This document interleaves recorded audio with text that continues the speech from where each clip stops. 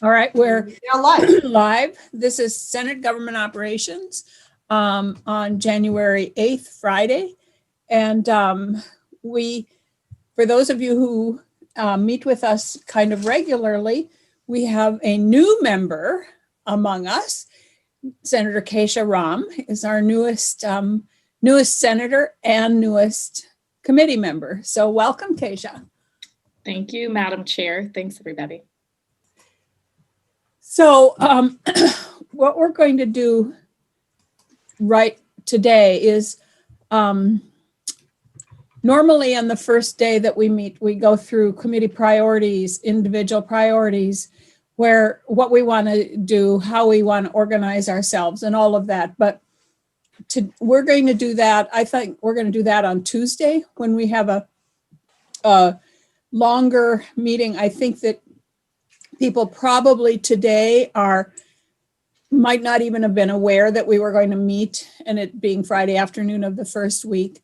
So what we're going to do is look only at the bill that has been introduced in the House and has now passed, I believe, the House Government Operations Committee, and will be voted on the floor on Tuesday. And the reason we need to do this, if everybody remembers, is because towns have to know by I think it's the third week in January, if they're going to have their town meeting on March 3rd, they have to have the warnings done by then. So they need to have some assurance that they can have some flexibility. So that's why we're doing this so quickly. And I don't think there's probably ever been a bill that has passed and hopefully be on the governor's desk by the end of the full first week of the session. But that is our goal, is to do that. So that's why I didn't schedule time for priorities and committee discussion and stuff today, but scheduled that for Tuesday. And we will also be finishing up anything from this bill on Tuesday. So with that, do we have Tucker here yet? No, we don't. Okay. Madam Chair, have you already had the election of your clerk for the committee? Do we elect a clerk? I don't know. We do. That's generally what we do. Oh, wait. Well, so who wants to be clerk? Keisha, would you love to be clerk? I would gladly accept. I remember being a clerk when I started in my first committee in my first year in the House. So I know the responsibility, I think, from doing it for 3 years. And I would be happy to, unless a more senior member really wanted to do that. Allison? I'd be happy to have Keisha assume the mantle, which I will ceremoniously, once we vote, pass to her. Anthony? I second Keisha's nomination. Brian? Aye. Okay. I think you might find that the clerk's responsibilities here are less onerous. They're onerous, but I'm going to pass you the mantle. Here is the mantle. Waited till I said yes and then told me, actually, there's not a lot of responsibility. It's a good test, so glad to know. I've loved being the clerk. Okay, so with that, Gwen, I see Gwen is with us and Paul Thomas is with us. I have a new record of action. Okay. I tend, for everybody's information, I tend to not look at the chat very much. Just I can't even read it. I know. I have to. It's too far away. I have to put my nose on the screen in order to actually read it. Exactly. But so let us look at the what Tucker sent us on H48. And I believe this is what we talked about before. Does everybody have it up? Nope, but I'll get it. It's on our website, on our page.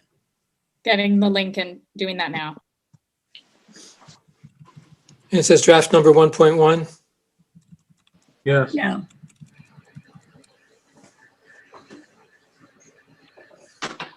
So it does basically 4 things, I believe. The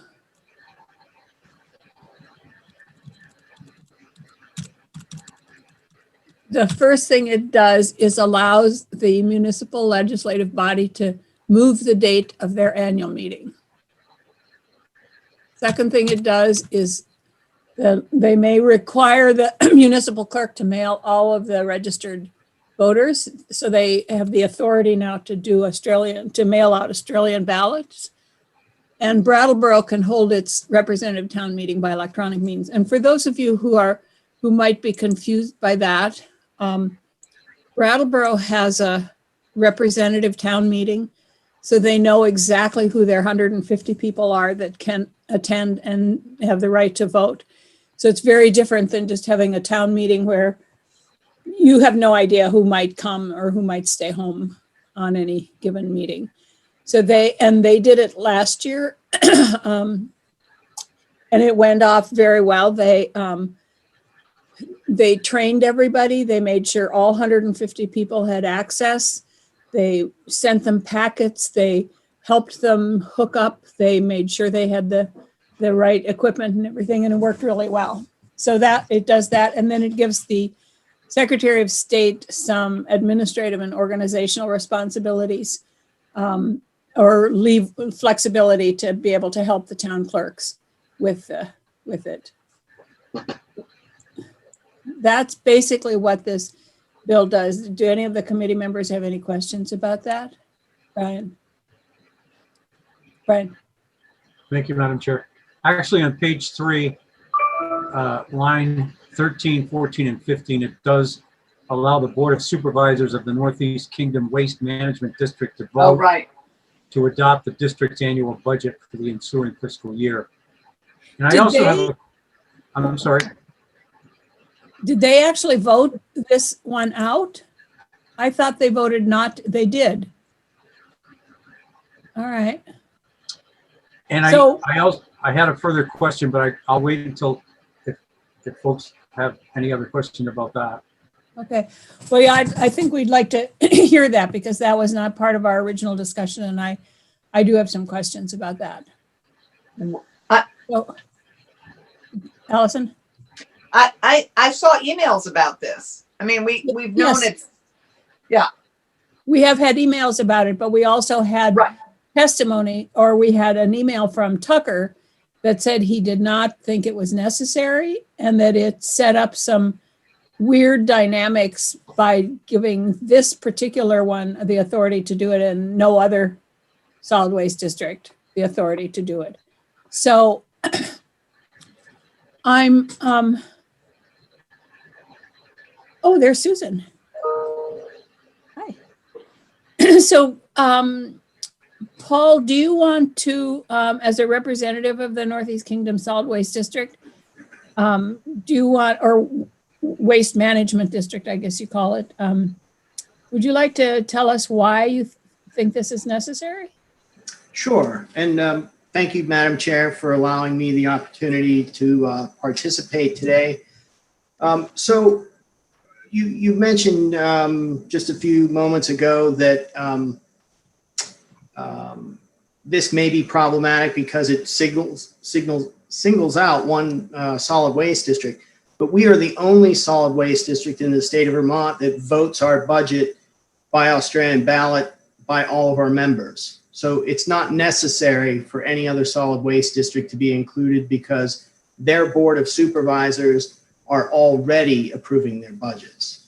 The reason this is problematic in our district is that if, and we have 49 member towns, so if any one of those towns or any number of those towns decide to change the date of their town meeting, then that kind of puts in kind of lengthens the period at which our budget is voted on, and puts some of the towns, I feel, at a disadvantage if they don't vote on the same day, the earliest day that other towns are voting. They may be disenfranchised because we have about 37,000 registered voters in our district. And if the vast majority of them vote on March 2nd, those that move their day, their vote may not count. The other issue that we have is, in a normal year, we send our budget article to the towns. We print the ballots. They're on a half sheet of paper, special color, and provide those to all of our members.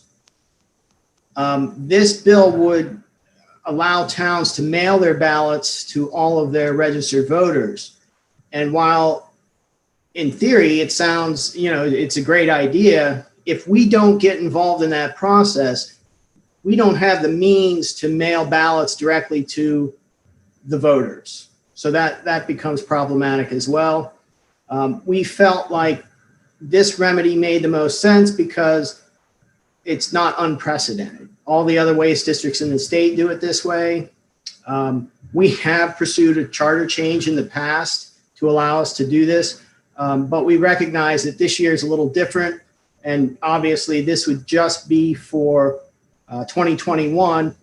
And to give those people who may feel disenfranchised by not allowing to vote, because our board has already moved the budget forward so they could be passed on to the towns to be voted on. We would hold another public hearing in February so that people have another opportunity to comment on our budget.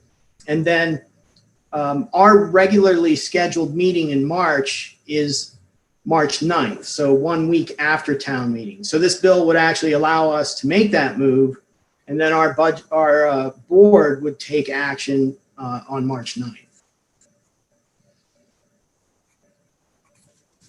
Okay, okay, I did not understand that you were the only one that does it this way.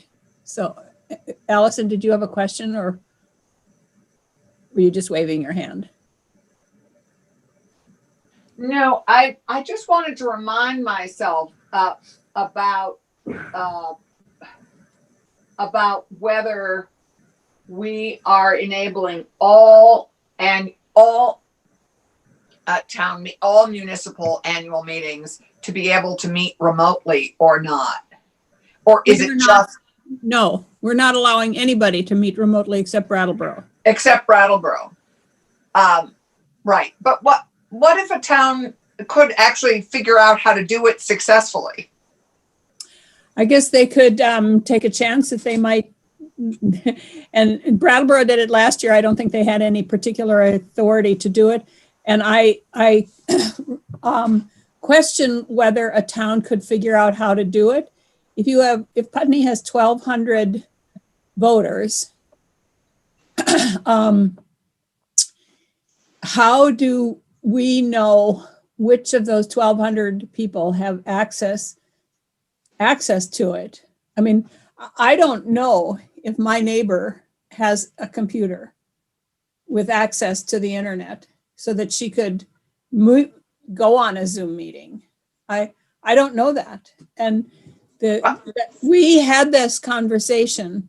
Yeah, I remember, but I also, as select boards have become increasingly comfortable operating and school boards, most municipalities, as we know them, are now functioning on Zoom or on some version of remote meeting. I'm just wondering if we want to revisit that at all, or if we just want to pass this as it is. And my concern continues to be school budgets, that we do this in a time so that the districts will actually know when they have a budget, so that we can set a tax rate before the mid-May when we have to set a tax rate. I'm just a little concerned about the timing still. I'm going to weigh in here, and I'm going to say, unless other people really want to reopen this remote meeting discussion, my feeling is that having a select board meeting remotely and having people there, you only have 5 people or 3 people, however many on your select board, who can vote. They're the only people who can vote and other people can participate if they are allowed to, but only those people can vote. But if you have a town meeting, every single resident has the right to vote. Well, if we I guess I'm not clear. I guess I'm not being clear. If we maintained the Australian ballot aspect of voting and just the mere holding of the meeting being remote, that I wasn't assuming that voting would go to in-person voting. I was assuming that we were maintaining the Australian ballot provision for voting. The town, maybe I'm going to have Gwen weigh in here in a minute too, but the towns are given the ability to do Australian ballot if they choose. If a town chooses to do Australian ballot, they will do their whole meeting, all of the articles, probably on Australian ballot. Then there is no need for them to call a meeting because all the articles are being done on the ballot. So the meeting could be informational, which many meetings are currently. They can still have, Gwen, do you want to weigh in here? Because the other thing is if we change this at all, it has to go through the Senate, back to the House. It will not get passed in time. Got it. Gwen? Yeah. Thank you, Madam Chair. Gwen Zaka, VLCT for the record.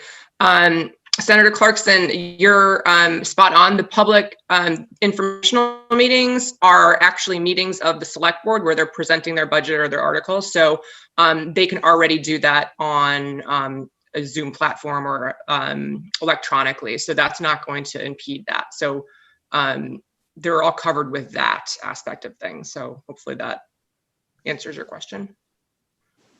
Right. Susan, Thanks. do you want to weigh in on that at all? Yeah, sure. I think Senator Clarkson has a great question about how do we combine these things?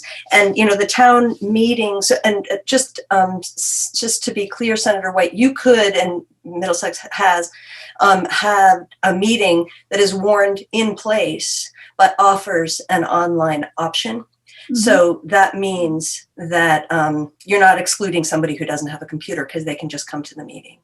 And we've done that for years. We now know that we've had previous legal advice that we can go ahead and do that. We are now hearing from the Secretary of State, especially given recent years, questions about voter identification challenges, that it's a good idea, maybe not, to invite people to vote online. And that's something I think that in the future, maybe we might want to deal with.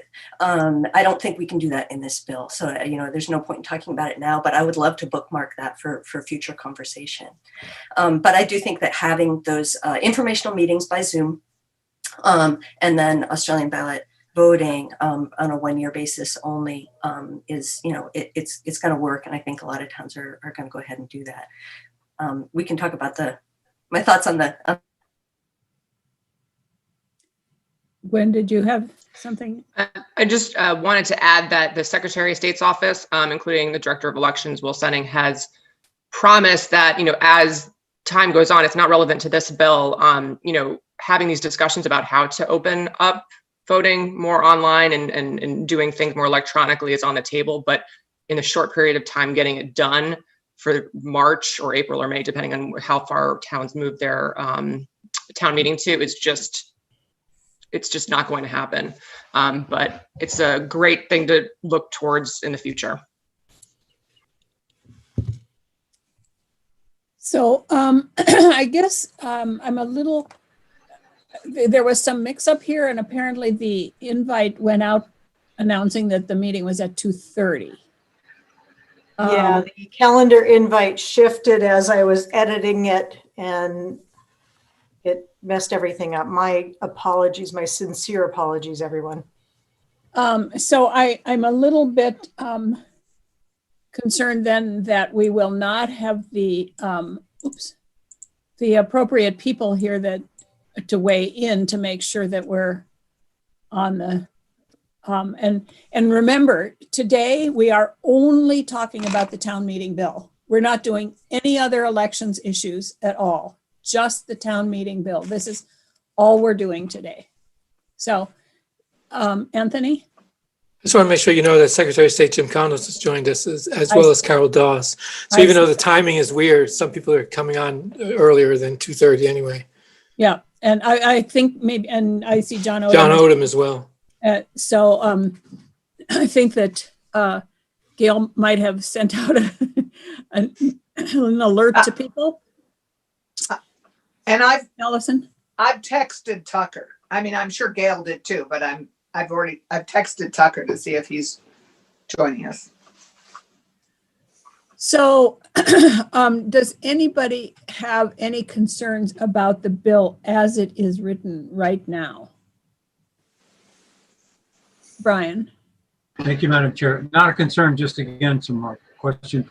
Did the bill as we're looking at it already get committee approval in the other body, which would include the Northeast Kingdom? Okay, so we're not changing it.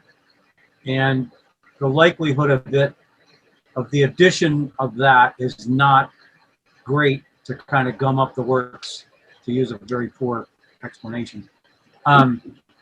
And I do have questions, and I'm glad that the Secretary of State has joined us. If I could just go back to the bill itself. So in page 3, lines 16 through 20, Secretary of State's authorized to order or permit as applicable appropriate election procedures that supplement or relate to any municipal authority exercised under the provisions of this subsection in order to protect the health, safety, and welfare. It's a pretty open-ended sentence.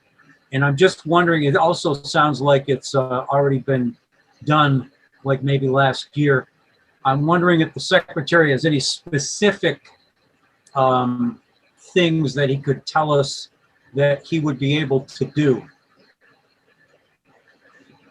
So, Senator Collmore, I think much of that language is similar to what was in Act 95 and 135, or 92 and 135 from last year. And it's basically to allow me to be able, working with Will, to be able to move quickly during this pandemic to figure out what needs to be done to help the cities and towns around the state of Vermont hold their meetings one way or the other. I mean, nobody wants to do away with town meetings. That's not what we're trying to do here. What we're trying to do is make sure that the cities and towns can move forward. And again, I would just reiterate that this is a session law and would only be for this year and this year only. And then it would revert back. And then if the legislature decided they wanted to make changes, they could, but that would be a later discussion. And you know, I do want to, I don't know, Madam Chair, if this came up yet, but there is, you know, the importance to understand the timing of what's going on. So March 2nd, everybody worries about town meeting day being on March 2nd. Well, there's a lot of deadlines that occur prior to that. And the very first deadline is next week, January 14th. That's for articles that are not candidate articles. Candidate filing deadlines are the following week. And then, of course, ballots have to be printed by February 10th, have to be available. So there are several deadlines that are appearing starting next week. Will's on the phone as well, so he can, or on the call, so he can help with this. But if you talk to Carol Dawes or John Odom, they will fill you in that, yeah, March 2nd is 7 or 8 weeks away, but there's a lot that has to happen between now and then. And that's why the legislature literally has to get this bill to the governor's desk by sometime next week, or it's all for naught. We actually want to get it to the governor's office desk by Friday. Okay, I think you've answered my question, Jim, and I appreciate it. Thank you. Aisha? I'm sorry if this was answered in another forum, but I take it there's no budgetary component to this, but have there been resources allocated to help towns with drop-off sites and other support? JF, the Joint Fiscal Committee, the governor recommended $2 million of CARES money to help fund this, and the Joint Fiscal Committee approved it on Tuesday. And we, Senator Rahm, we have no idea knowing if that's enough money. The original ask was 1.5 million. In discussions with the Joint Fiscal Committee on Tuesday, it was actually the Joint Fiscal Committee asked that we increase that number to 2 million to try to ensure that we had enough. But we still, if every town in the state took advantage, that would be one thing. But if every town and every district that's out there, there are sewer districts, water districts, multi-towns, school districts. You have the situation with the Northeast Kingdom. In their particular instance, they have 46 or 49 towns that they have to try to align dates on. So there are a lot of hurdles that have to be overcome in order for us to be able to do this. And you know, we're going to do the best we can to encourage cities, towns, and school districts to make sure they try to consolidate. I think the LCT is on board with that, to consolidate elections to the same day so that we don't have the town having a deadline here and then the school district having another one over here, and we basically pay twice for the same election. So, and I think Gwen Zakoff has a comment about this as well. So, I feel like I'm stepping on Tucker's toes a little bit. There was one change to the bill that was introduced, that was made in committee, that wasn't mentioned, which was sort of the legislative intent. There's a provision that was added that to sort of flag for towns and cities that have to work with schools in particular, because they're so dependent on town resources, to the extent practicable, that they could coordinate things and share resources and time things accordingly, that they should do it. And it was a way of just flagging it to communities to have it be on their radar. So we're fully behind that and completely support it. Carol, would you like to weigh in? And then John?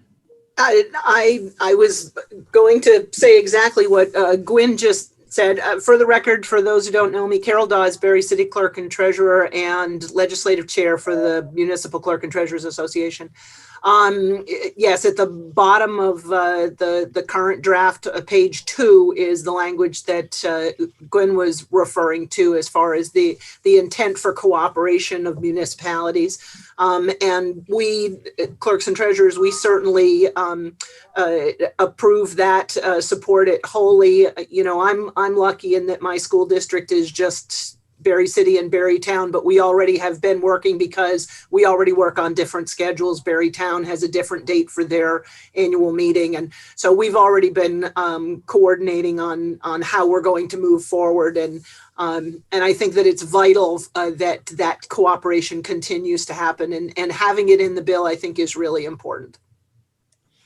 And I'm just going to throw in here before John comes on that I do know that this is an issue, not this particular year, this particular issue, but aligning the school voting dates with town voting dates has been an issue for a long time, and just the way they're done. And I know Will has been working on that for a long time. So hopefully we can at some point have the Agency of Education come in and talk to us about why we can't have this alignment happen. So I just wanted to throw that out, that this is not something brand new, and it is not something that's been ignored in the past. It is something that we go through in Berry City because the Articles of Agreement for our Unified Union School District set different deadlines for nominating petitions than everything else. And so we have to follow 2 different deadlines, and it's actually later and makes the window for getting our ballots printed even smaller. Yep. John, would you like to weigh in? I don't really have anything to add to that. I mean, in Montpelier, we share a ballot with 2 other entities. There is a little bit of a difference in the filing deadlines, but not enough that impacts us. So, it's something I certainly would recommend to other clerks. It makes life easier and cheaper. So does anybody else, Will, do you want to weigh in at all? Sure. Will Senning, Director of Elections. Sorry I was late. I didn't get to No, that was our fault. Thank you. On that point, I would just say that it's those issues of coordination between the school districts and the towns and cities are going to be magnified this year because the school districts moving to Australian balloting and mailing ballots to all voters. And in so doing, relying on the town clerks and the towns to do some of that administration, the mailing of the ballots back and forth. So it's been, like I said, highlighted, elevated as an issue where it's even more important this year to have good coordination between the towns and the school districts. So maybe after this, when we get through this one, you might have some really good suggestions of how to coordinate it better. And and it's not just dates too, but it's right. Who's responsible for what aspects of the procedures. And there might be more support also for it. Yeah. So does anybody have any questions about the bill itself? Yeah, Keisha. Just one more new person question, and maybe the secretary can help me with this, Mr. Secretary. Whatever a town has in place for any kind of early voting around town meeting day, does that automatically correspond? Do you support them through that? I just didn't sort of see that spelled out, but I thought it might be captured in your way of helping them through their election process. Will, do you want to take that one? I think the answer is yes, in a straightforward way. Though there's no changes there, Senator Rahm. So it's if they move to an Australian balloting system, whether mailing those ballots proactively to all voters or not, their ballot will be due to be ready 20 days before the election. And it's from that point forward that early voting at the clerk's office is available. And that's just standard law and hasn't changed and would apply here this year. The difficulty obviously is the status of the clerk's office being open or not due to COVID. And so what we said all last year and would continue to be the case is that they're not, during that 20-day period, from my perspective, unless the legislature was to do something different, not required to be open more than they would be otherwise due to COVID. So basically, people looking to vote early at the clerk's office are in the same boat as people looking to do any other business at the clerk's office, that it is as it's available because of the circumstances. And then I think this gives me a good chance, actually. I said to the House committees yesterday, the House committee, that the first 2 operative provisions here are pretty straightforward and understandable and make sense. Authorizing the mailing of ballots and authorizing the moving of the meeting date. The third provision is equally important, right? That gives us the authority to adopt these procedures that will allow the process to be done in a COVID-safe manner. One of those that I would assume will be included in that directive will be an extension of the use of the drop boxes, which you were asking about. And that's one way to help give more opportunity to the voters during the early voting period to drop off their ballot, even if the clerk's office is otherwise closed. So Tucker, we apologize. There was some kind of a glitch and it said 2:30 as opposed to 1 o'clock. So we apologize. And Gwyn just stole all your thunder and went through the whole bill and told us what was what. So, and I will ask you here in a moment to make sure that we went through it right and that we're getting it all right. But the one question that I did have from someone that called me last night was this is not going to be a central mail out like the general election. Each town will determine how they do it and they will mail them out. Am I right about that? I just want to That be is absolutely clear. That's correct. Yes. Okay. That's Really, what this whole bill is enabling legislation. Right. It's not a mandate to anybody. Right. Yep.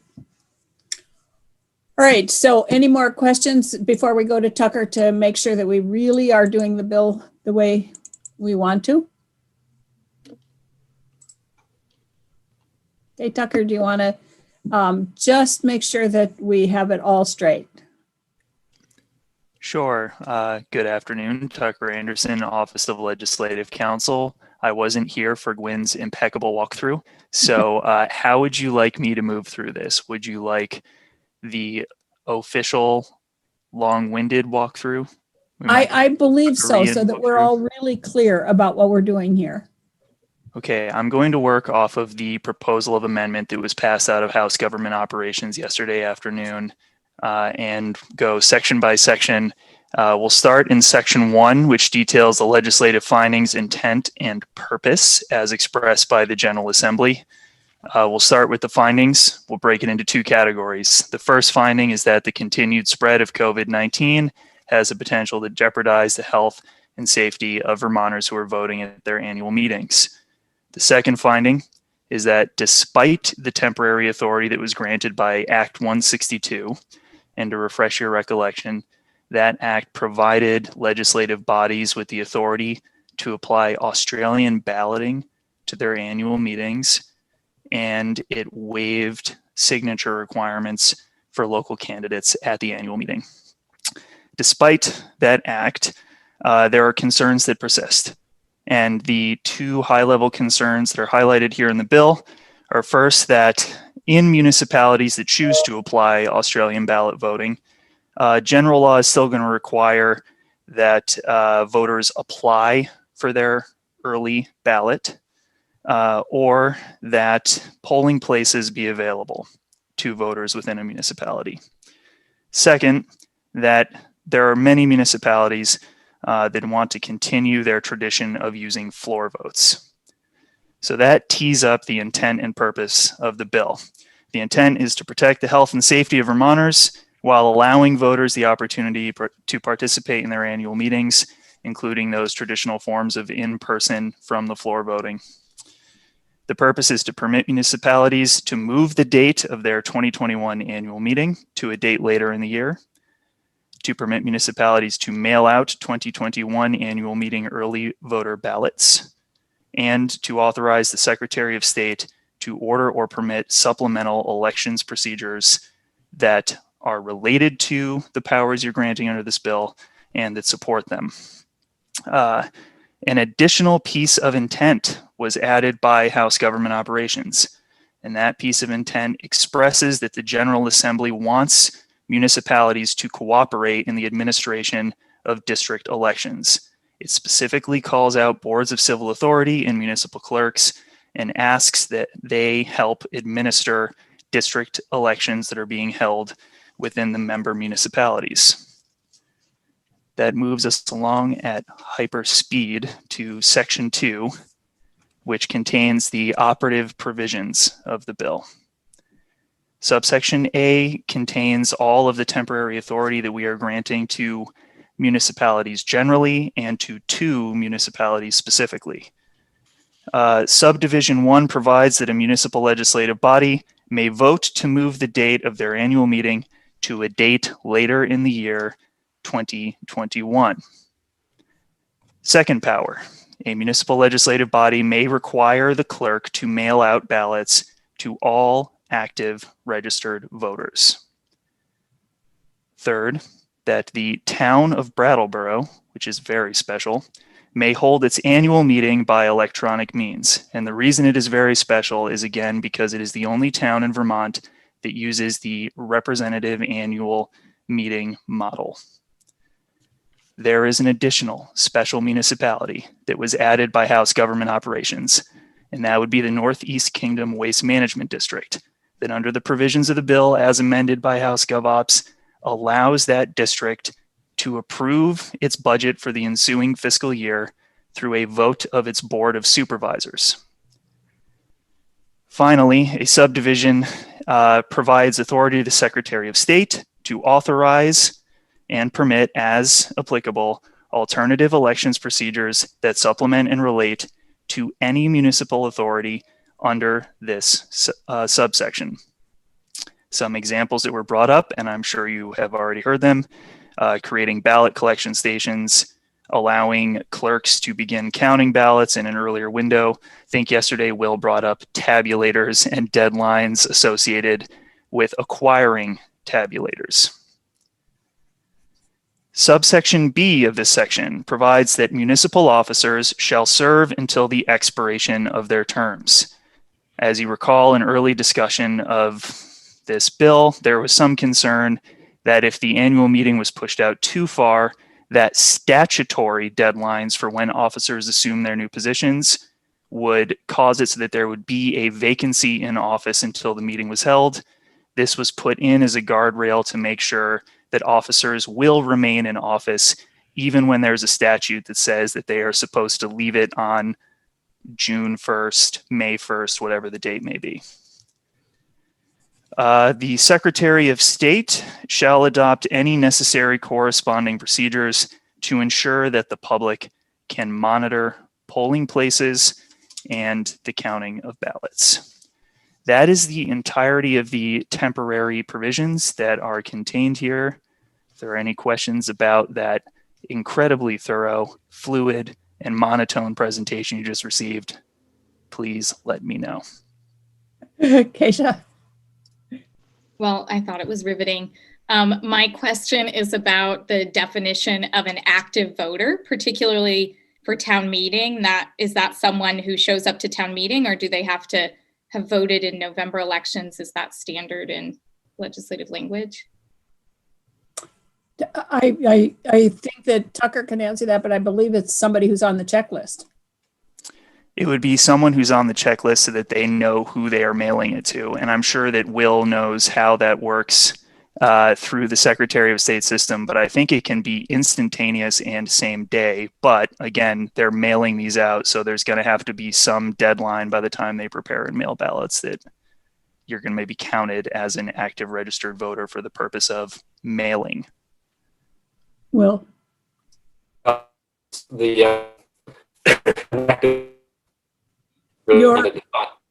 you're breaking up. Go off video.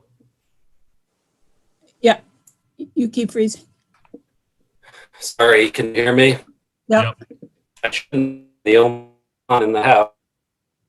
Not So- working. So an active registered voter, Senator Rahm, is a voter who has not been challenged by the Board of Civil Authority. So if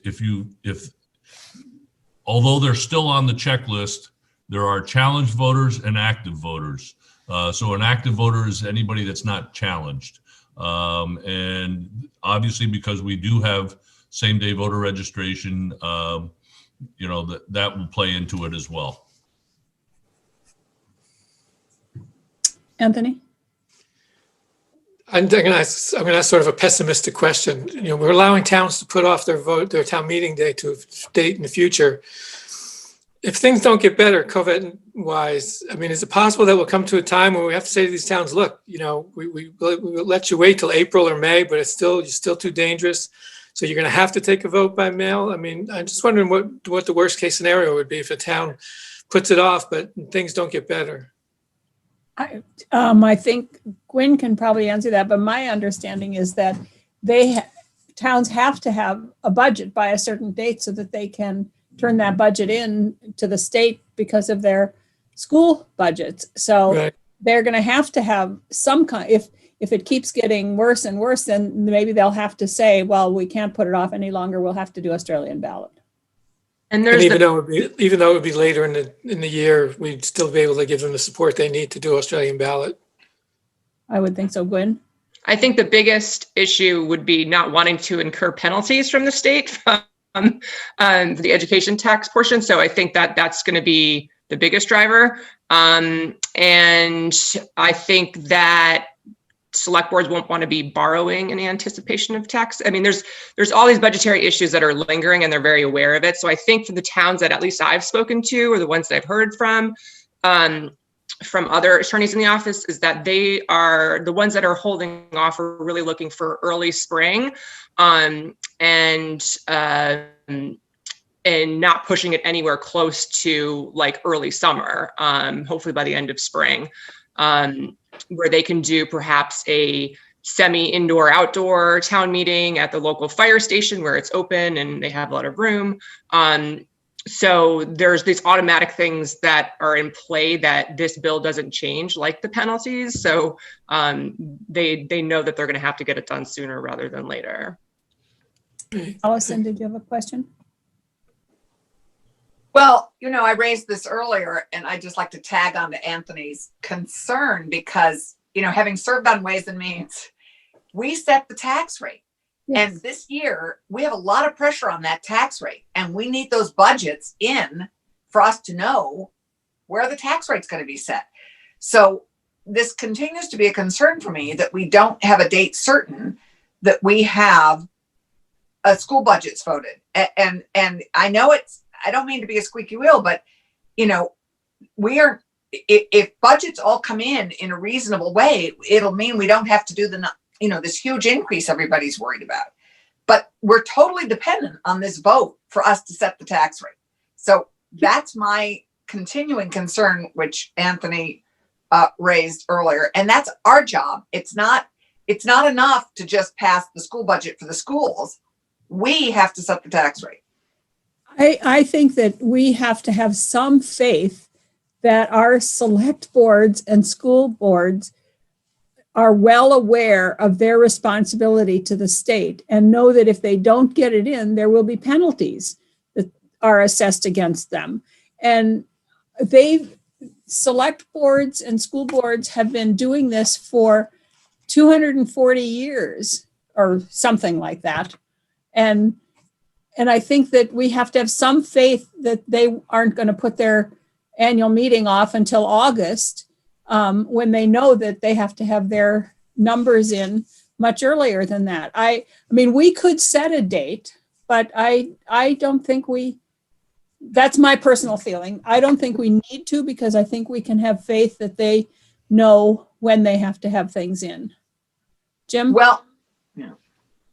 So I just want to make sure everybody remembers town meeting day is March 2nd, and we have all these deadlines that are approaching us fast.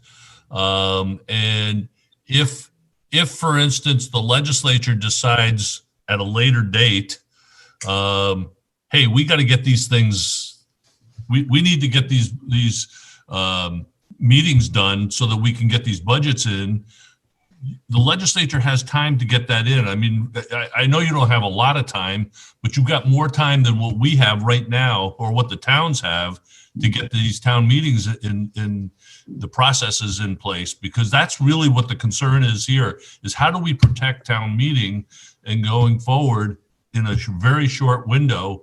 As I said earlier, the first deadline appears next week. So. Gwen, do you want to respond to that? Secretary Kondos is absolutely correct. I think that this is doing the bare minimum of getting us where we need to be as a state to work up against those deadlines that are lingering. And that, there's a wide variety of how towns are going to go about things. There are towns that have already said that they're going to still hold their original town meeting date.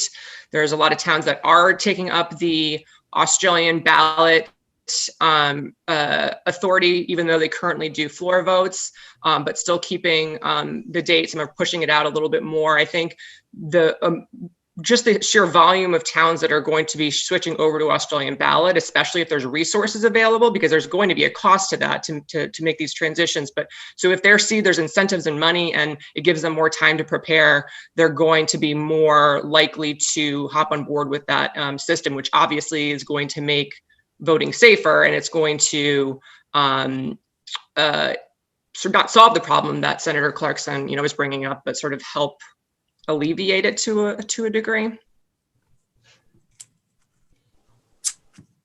Anybody else want to weigh in on that?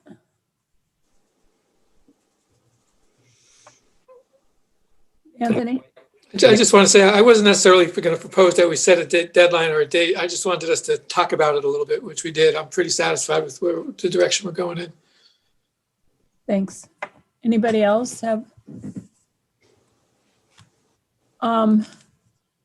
So I have one other question, and I'm glad that they put in that section about the asking for cooperation.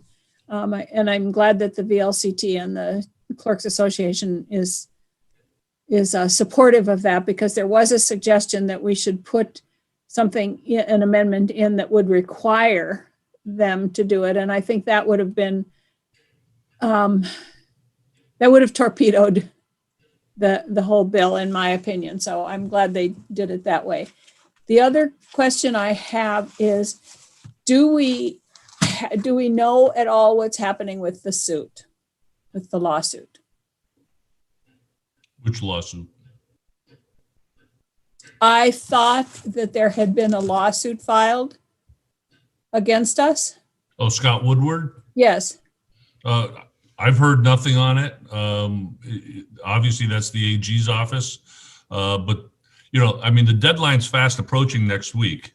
And for those articles, issue articles, to be placed on the ballot. And towns do have, I think you guys discussed this last fall, towns do have the ability to place a ballot item without signatures onto their ballot, a ballot question onto their ballot. And at the same time, towns also have, organizations have the ability right now to, for instance, send out an email to, 500 people that says, print this, sign it, and send it back to us for the petition. So, I think those issues are out there. But, I guess, I'll rely on Tucker, Gwynn, and Will, who are attorneys, to talk about this. But you can't operate just because there's a lawsuit sitting out there. You got to do what is in law, and we're acting on what the law says right now, and that's that's how we're moving forward. If a court decision comes down and says you got to change it, we'll change it. But no, that's fine. I just wondered if there was an update on it. Not that I'm aware of. Okay. I don't know that. Tucker, do you know any more? It has been docketed for a motion for temporary injunction for Wednesday afternoon, and will be heard in the Wyndham Superior Court, I believe.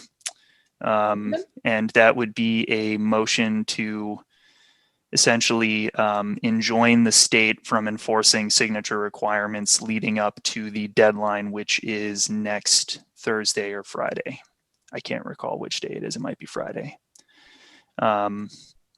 So it is not a suit against you all or the General Assembly in specific. It is asking for no enforcement of signature requirements.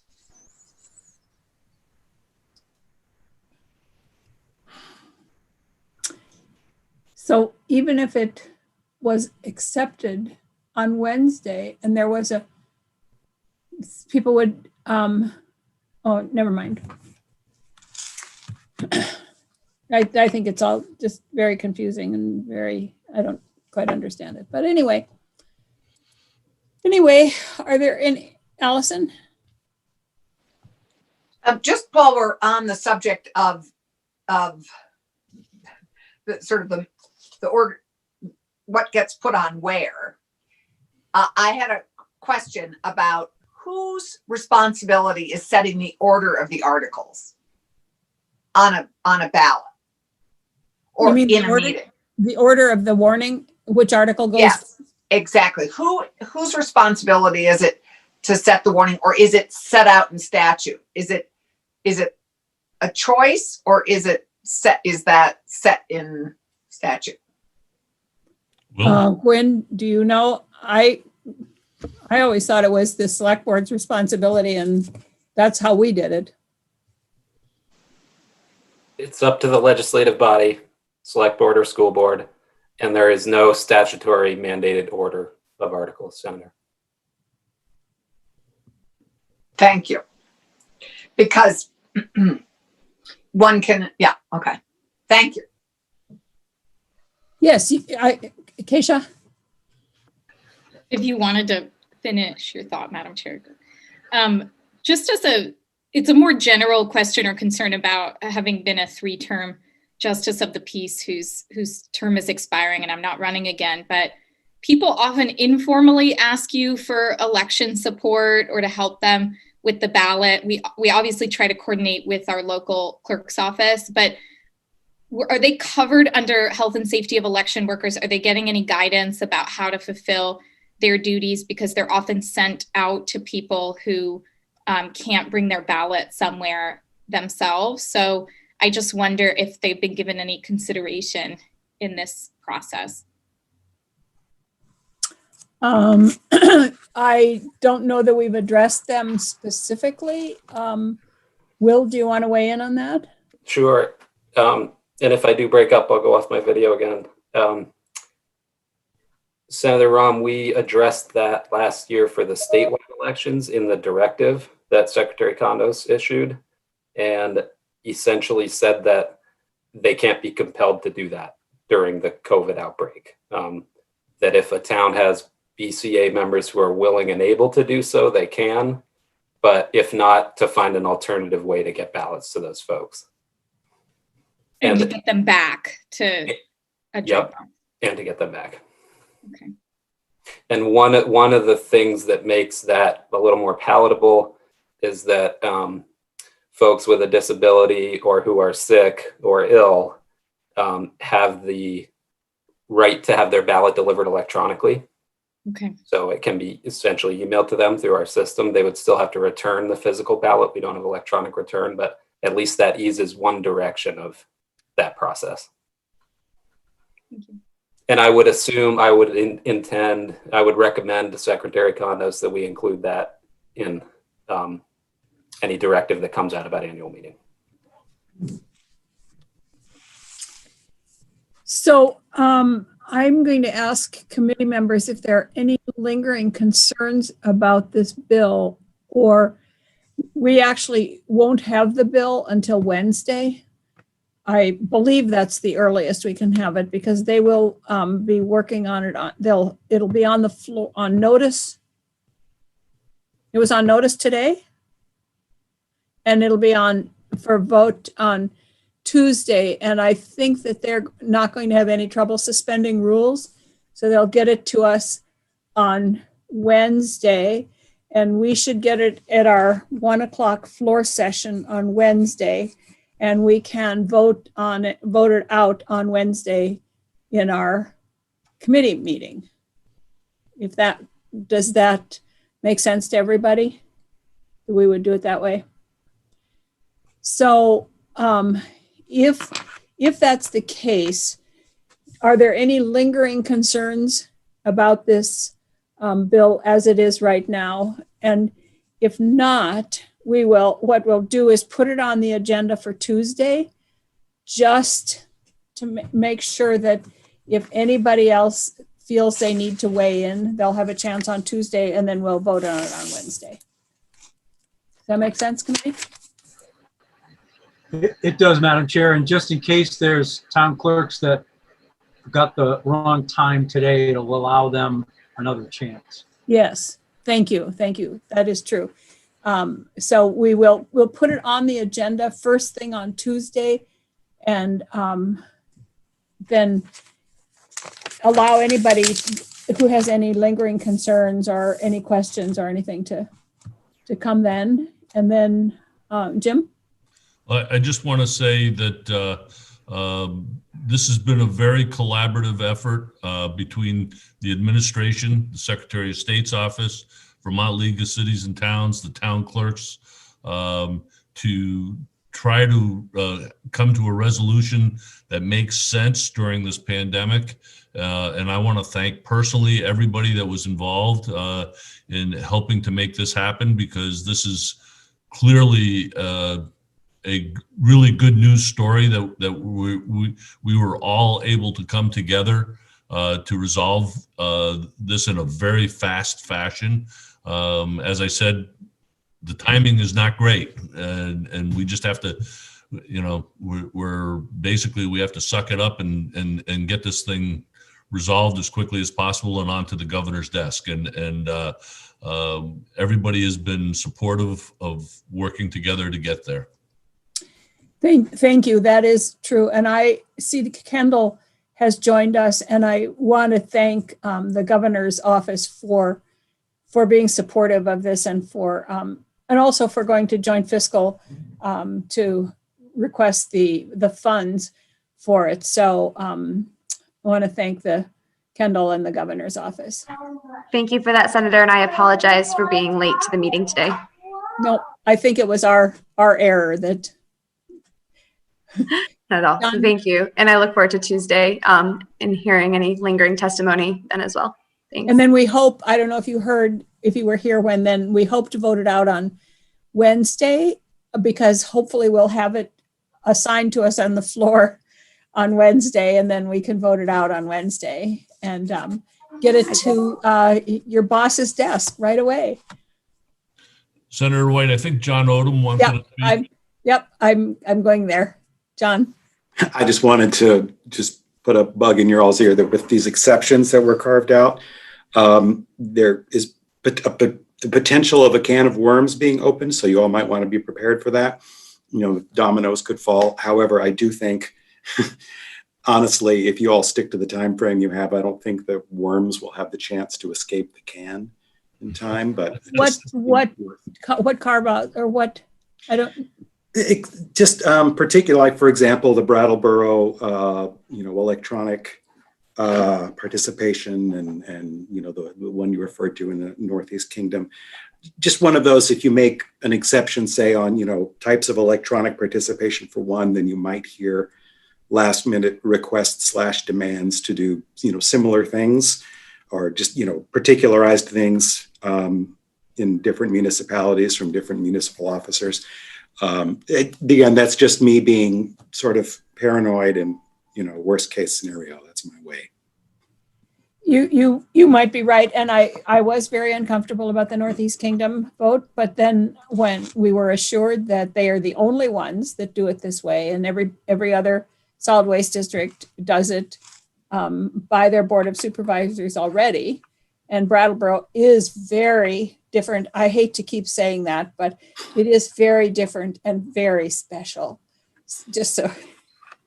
And I worked with Susan years ago, and Frank Bryan, who was very, very opposed to the representative form of town meeting, and finally got to the point where he supported any town with more than 5,000 registered voters could vote to have representative town meeting. Is that not right, Susan? That sure is right. And I wish more towns would take it up. And in fact, cities, I think Montpelier would be a great candidate for a representative town meeting. Well, we'll have that conversation later. But may I ask a question, Madam Chair? Yes. John, the can of worms, I mean, it's, so in giving the Secretary of State flexibility to work with towns, do we envision that if a town really made a good case for their doing their meeting remotely, that the Secretary of State would have the flexibility to authorize that? I think that is beyond the administrative and organizational help that. Okay, so we're envisioning their help being, so I guess the other tag question is, how do the towns apply for the funds to help them with their mail-out ballots? Will or Jim, do you want to take that and just say Will. how they'll be reimbursed? It won't be a proactive application for funds. It'll be spend the money and ask for reimbursement from our office. And it may not be right away. I want to be clear. We're going to keep a spreadsheet of this and all the different types of reimbursements that are being asked, because we only have $2 million to spend. If all of a sudden we get reimbursement requests that total $2.5 million, we may have to either decide what of those are, go back to what you guys pass and determine what is critical, and then go back to the legislature, and you can perhaps in the appropriations bill in May add some more money to it. But again, we only have $2 million here, and just to put it in perspective, there were 440,000 ballots that went out for the general election. We spent about $500,000 going each way, $500,000 going out and $500,000 coming back. That was when we started to see the concern when we were talking with the Joint Fiscal Committee, and they added the extra $500,000 to the 1.5 to try to give us a cushion that we would have enough. Any money that we have left over, if we do, goes back to the legislature to decide what to do with. This is not money that is going to stay with the Secretary of State's office. This is just for reimbursement purposes, but we may not be reimbursing until May or June. We may have to hold on to those to make sure we have enough money. Thank you, Jim. Allison? May I just follow up on that, Jim? Because I think it's very important that towns be assured that if they choose to do this, that the money will be there. It's just a question of, I don't think we want towns making choices because they think financially they won't be reimbursed. We believe that we have enough money to do this. Okay. But if we don't, we will come back to the legislature for perhaps a future appropriation in the big bill at the end of the year. Sure. Because I can't say it any clearer, any faster than that. Keisha? I'm just wondering if the towns are required to ensure that the envelope is postage paid, or if they get to make that choice. The return envelope for voting. Will, it's our intent, isn't it, to have it be postage paid, but that's up to the towns. It is now, Senator Rahm, the towns decide whether to pay. Some towns do pay postage already for absentee votes or early votes. Some don't. There's no language to that effect in the underlying legislation here in front of you, which would be one way to guarantee it. But I think it is included in the parameters that were given to joint fiscal, including the return of ballots. And at the very least, it would be our strong recommendation that the towns pay for it both ways. I'm wondering if in a pandemic, we should require that the postage is paid. I'm going to weigh in on that. If we did, we'd have to send the bill back to the House, and it would not be, we wouldn't have it passed in time. Thank you for the reminder. Okay. From my perspective, we should be permissive. This is a permissive bill, not a mandatory bill. And in my opinion, we should always give towns the flexibility to make their own decisions. Gwyn, you'll hear that from me over and over and over again, Keisha. I take every opportunity to say it. Gwyn? It's music to our ears. Keep singing.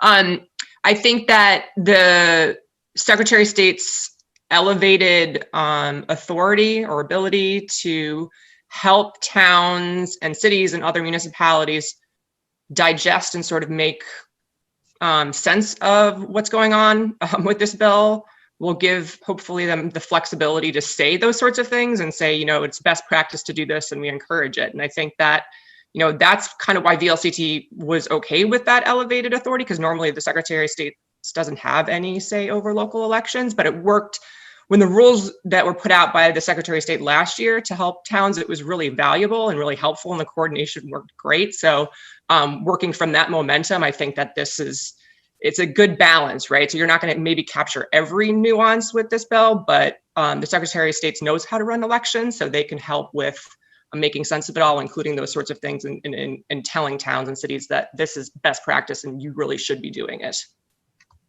Will? Thanks, Gwen. I agree 100%. And that gave me a second, I'm sorry, to go back and look at, and Senator Rahm, this might be good, quick background for you too.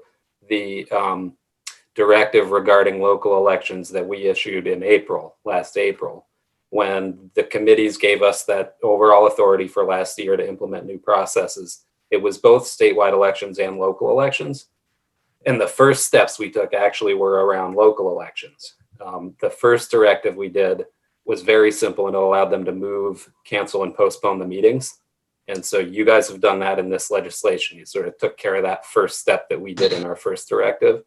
Then the second directive, and I could share it with you in the committee if you're curious, or it's also on our website, had a number of measures included, and I would foresee most of those being included in one that comes out right after this bill is passed.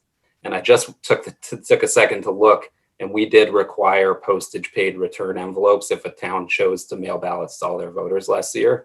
And I will recommend that again to the secretary. Okay. I love how I point downward because his little screen is right below mine. So that if it's not only recommended, it might be, if you're going to do it, you have to pay the postage, and I would support that. Yeah, if I may, I just appreciate that, not just so it feels fair that everyone who might not otherwise be able to afford the postage, or millennials, who rarely know how to put on a stamp, get to vote, but someone could really question the integrity of the election, I think, and question the outcome if they weren't given that postage paid opportunity to vote, question the barriers being too great. So I appreciate that, but I appreciate you, Madam Chair, reminding me that our towns are well capable of making sure that that's in consideration. My guess is that with the advice from VLCT and the Secretary of State, and with the ability to have the postage reimbursed, is that most towns will probably take advantage of that and do it without being mandated. Keeping in mind that everybody's goal is to reduce the amount of in-person voting on election day, I think most people understand at this point that the best way to do that is make it as easy as possible to vote by mail, which includes paying postage. So anybody else have any concerns, any questions, comments? So we will schedule this then for first thing Tuesday to hear from anybody who might have a lingering concern, or town clerks who may not even have a concern, but may just want to weigh in with their thoughts, who did not join us today. And then we'll hopefully plan on voting for it first thing Wednesday after the floor. So then we'll vote it out of committee on Wednesday. And then, so it will be hopefully on the calendar on Thursday for notice. And on my hope is to be able to ask for it to be taken off the calendar and voted on Thursday, and then put it through all stages of passage. That would be great. So, okay, anybody else have anything? And we have been joined by, if you are looking at your screen, you can see Ameren Aberjoli there. And hi, Ameren.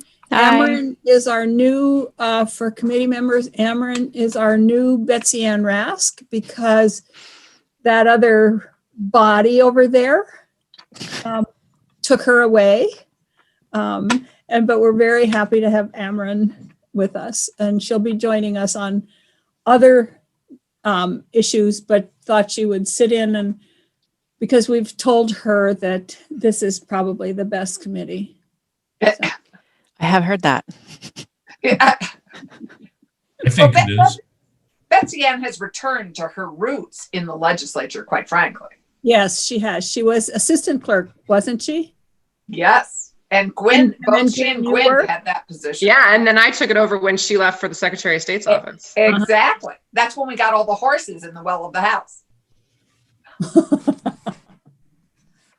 Okay, so committee on Tuesday, let me see if I can find Tuesday's agenda here. 1:30. Oh, And- great. Thank you. Yeah, because the Democrats usually caucus at 12 on Yeah, Tuesday. 12:15 to 1 at And least. that gives us a little time. So we meet on Tuesday. And I'm trying to pull up my agenda here. You Senator know, White, it's not Yeah. published yet for next week. They've asked us to hold off until we get the heading of the new committees in place. So Okay, I'll but publish I it am- as soon as I get that information. but I'm going to tell the committee what we're going to be doing.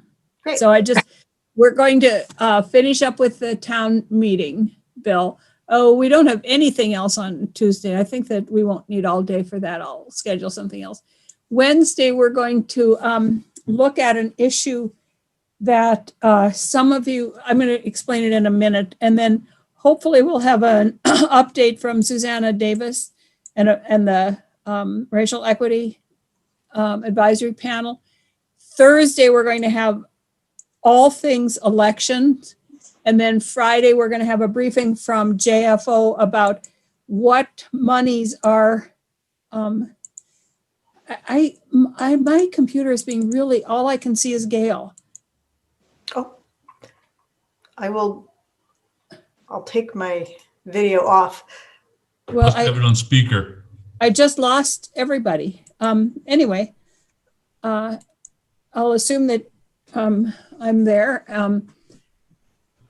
We're We're here. We're here. Yeah, all I can see is one of you at a time. Well, that's because you may have hit the view button as opposed to gallery versus individual view. So how do I get back? Upper right. Oh, there. Okay.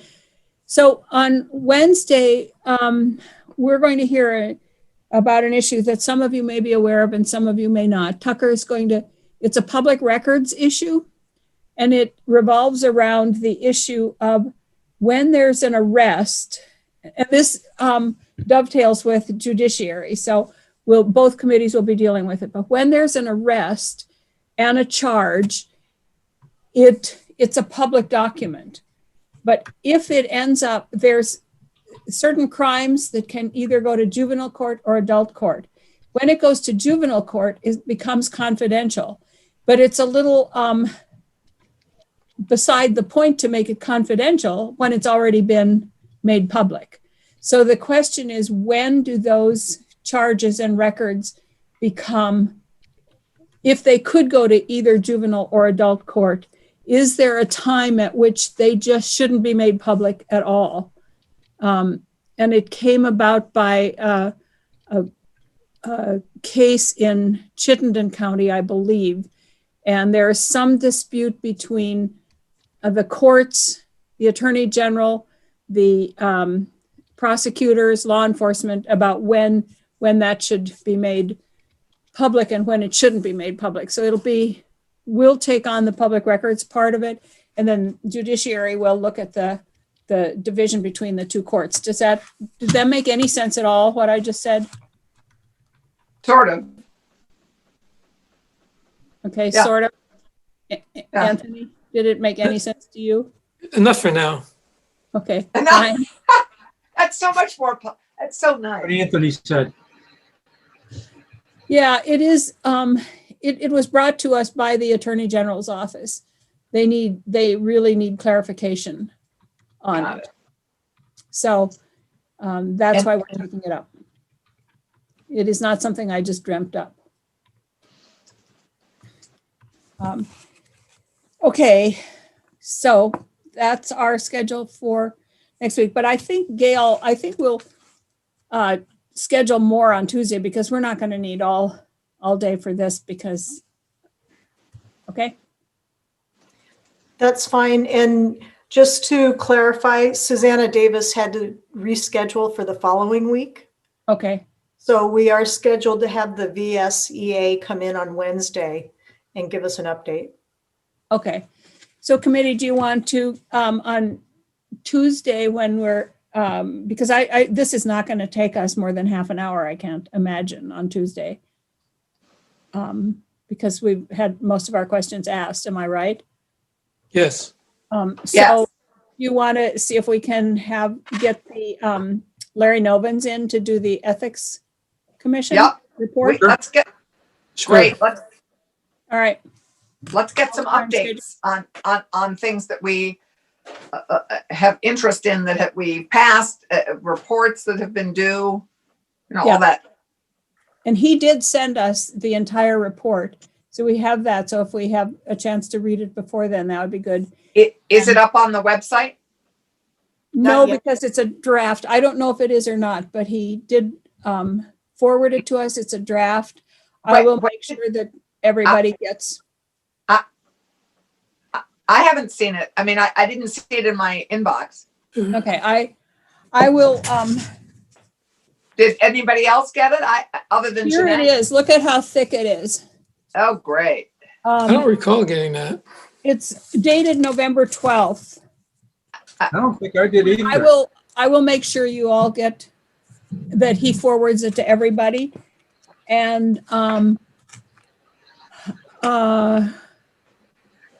then there are a lot of reports that are due to us on the 15th, all those law enforcement reports and stuff, and we'll be taking those up not next week, but the next week.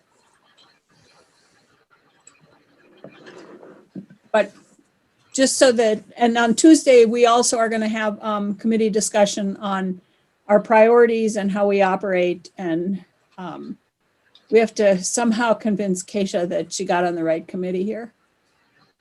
Keisha and I get to spend, she's definitely on the right committee. We get to spend all day together now. Oh. Just like we did when we were on Ways and Means together. Just like Brian and I get to do. Yes. And I don't get to spend all day with anybody, just after. Just you, yourself, and yourself. Yeah, just with me and myself. How boring is that? Oh, that is not a word we would apply to you, Mistress White. Okay, committee. There's sunshine outside. I would say we're maybe, Gail, did you want to wait for a few minutes? So I'm gonna say we're now done with our committee discussion and we will go on live. Is that?